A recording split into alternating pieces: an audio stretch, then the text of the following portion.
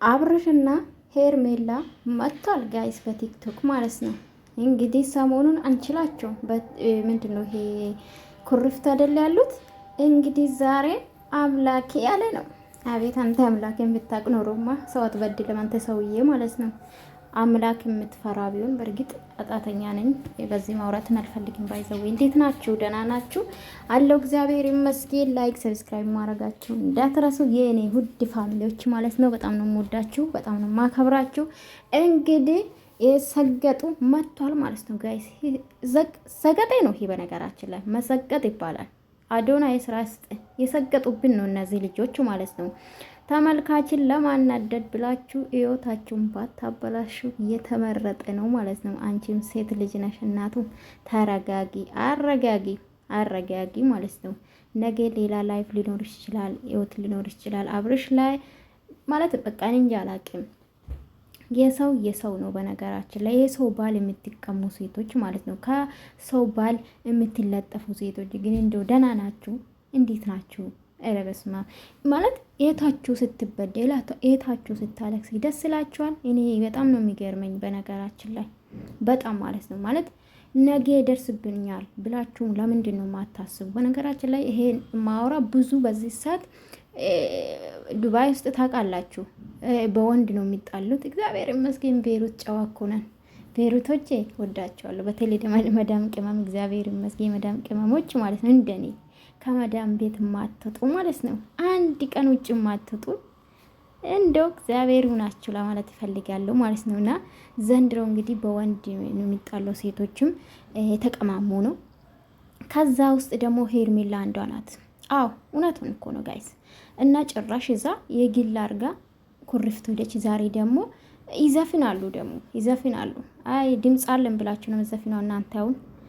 እና ውዶቼ እንግዲህ ዛሬ አንችላችሁ ቪዲዮ ይመስለኛል ይለቀቃል። በቲክቶክ ተለቋል ማለት ነው። ይመጣሉ። ልብስ እንኳን አትቀይሩም። በነጋታ ነው በነገራችን ላይ ሄርሜላ አንቺ ሴት ነሽ ቢያንስ ሱሬን አትቀይሪ ቁምጣውን አይ አምላኬ ባደራችሁ እኮ ነው የተነሳችሁ።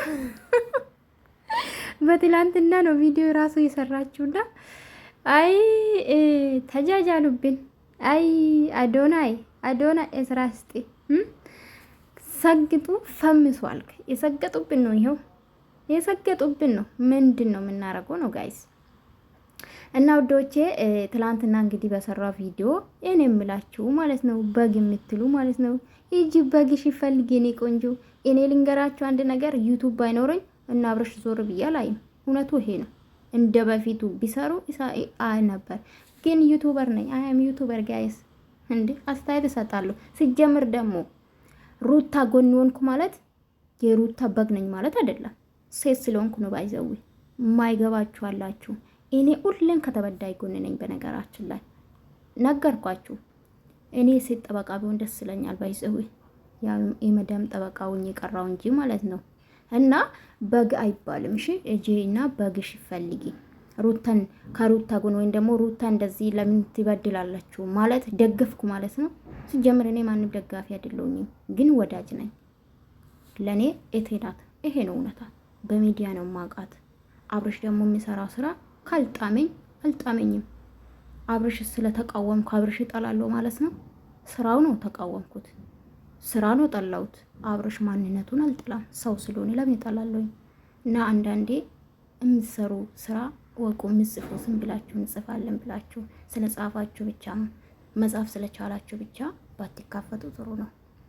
ሂጂ በግሽ ይፈልጊ። በግሽ ማለት ሲጀምር የሩታ በግ የሚባሉት ማለት ነው ብር ዝም ብሎ የሚልኩት ዝም ብሎ የሚያጠፉት ገባችሁ አይደል? የራሳችሁን አላማ ትቶ ለነሱ ኝኝ ጥዋትና ማታ የሚሉት ነው።